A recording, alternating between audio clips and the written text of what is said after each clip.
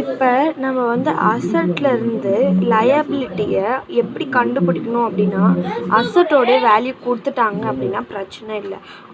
இப்போது 2 வேல்யூ கொடுத்துட்டு ஒரு வேல்யூ கண்டுபிடிக்க சொன்னால் நமக்கு ஈஸி.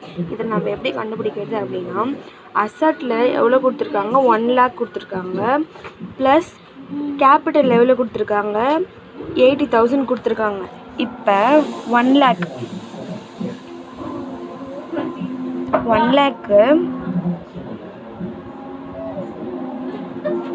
மைனஸ் 80,000.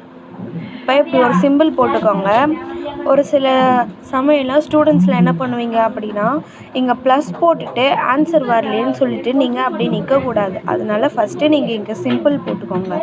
இப்போ 0 0 0 0 இங்கே அடித்தோம்னா இங்கே 1 வந்து இதுக்கு பாரோ கொடுத்துரும். அப்போ 0 இருக்கிறது வந்து 10 ஆகிடும். 10ல் 8 போச்சுன்னா 2. அப்போ நமக்கு வந்து லயபிலிட்டி எவ்வளோ அப்படின்னா 20,000.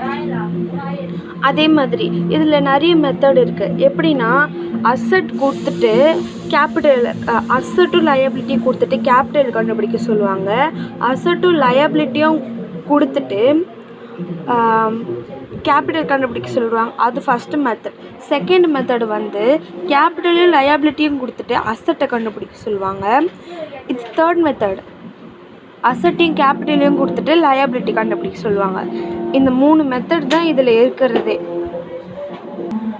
இப்போ கேபிட்டலை கண்டுபிடிக்கணும் அப்படின்னா அசட்டையும் லயபிலிட்டியும் மைனஸ் பண்ணணும். அசட் எவ்வளோ கொடுத்துருக்காங்க, 2 lakh கொடுத்துருக்காங்களா.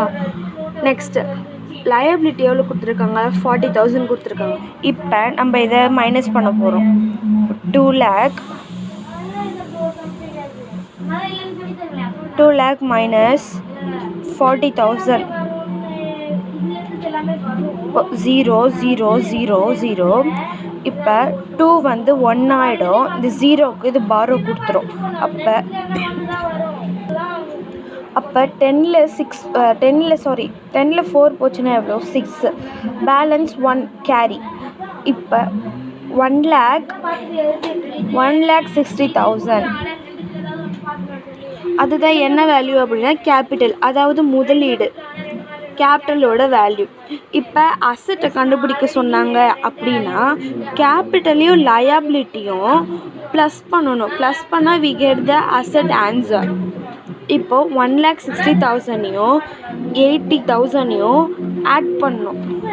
வாங்க ஆட் பண்ணுவோம். 1,60,000